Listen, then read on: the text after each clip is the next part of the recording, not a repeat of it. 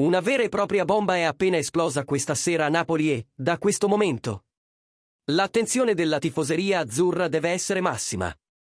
Siamo tornati con un nuovo aggiornamento caldo, strategico e accuratamente verificato sul nostro amato Napoli. Sempre con l'impegno di andare oltre i titoli e raccontare ciò che conta davvero. Qui ogni dettaglio viene analizzato con la lente di ingrandimento. Perché quando qualcosa inizia a muoversi nei corridoi del club, raramente è per caso. Prima di andare avanti, rafforza il canale lasciando un like e iscrivendoti. Perché ciò che stiamo per rivelare oggi potrebbe incidere direttamente sui prossimi passi del Napoli. Il tema di questa volta sta facendo rumore, alimentando dibattiti e dividendo le opinioni. Soprattutto perché coinvolge un nome che tocca memoria, identità ed emozione dei tifosi. Nei corridoi interni, segnali chiari indicano che qualcosa di grande si sta preparando in silenzio e, quando questo tipo di meccanismo inizia a girare lontano dai riflettori, l'esito tende a essere molto più grande di quanto molti immaginino. Negli ultimi giorni è tornato a circolare con forza il nome di Lorenzo Insigne. Un personaggio che non ha bisogno di presentazioni per il popolo napoletano. Il desiderio del giocatore è chiaro e non è più un segreto per nessuno.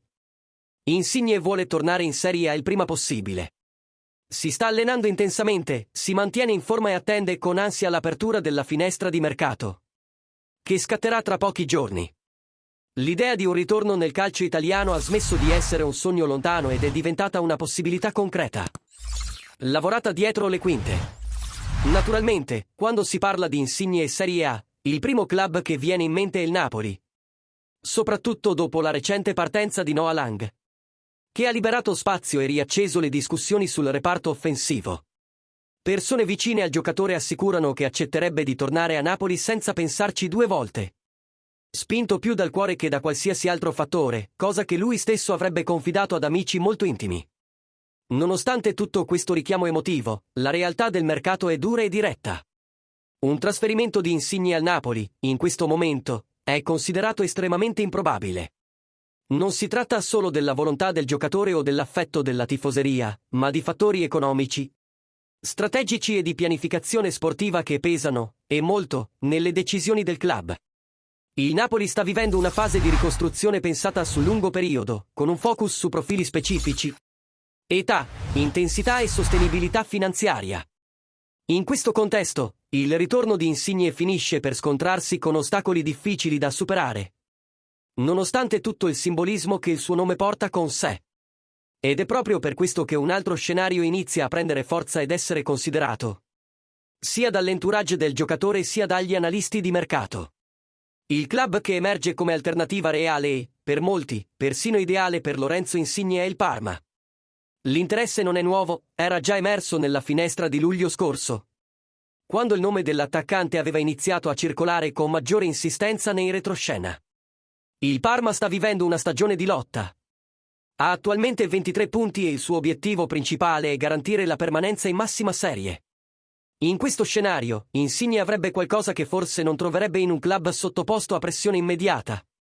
Continuità, protagonismo e libertà per ritrovare la sua miglior forma. La sua esperienza, unita a una qualità tecnica indiscutibile, rappresenterebbe un enorme valore aggiunto per una squadra che ha bisogno di leadership e creatività nei momenti decisivi. Inoltre, sarebbe una vetrina perfetta per permettere al talento di Frattamaggiore di tornare a brillare con continuità nel calcio italiano. C'è poi un fattore che pesa moltissimo nelle decisioni di Insigne e che non può essere ignorato: la nazionale italiana.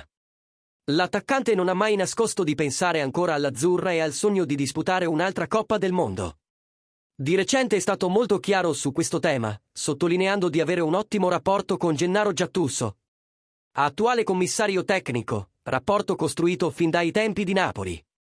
Insigne crede che Gattuso saprà tirare fuori il meglio dai suoi giocatori e riportare l'Italia sulla strada giusta.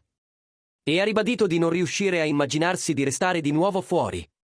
Lui stesso ha ricordato di aver già conquistato un europeo e che l'ambizione di vestire la maglia della nazionale è ancora viva.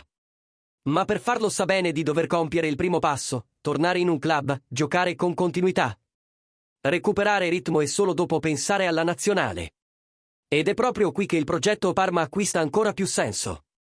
Ora la domanda che resta nell'aria è diretta e inevitabile: Il Napoli deve davvero chiudere definitivamente questa porta. Oppure esiste ancora spazio per un riavvicinamento inatteso?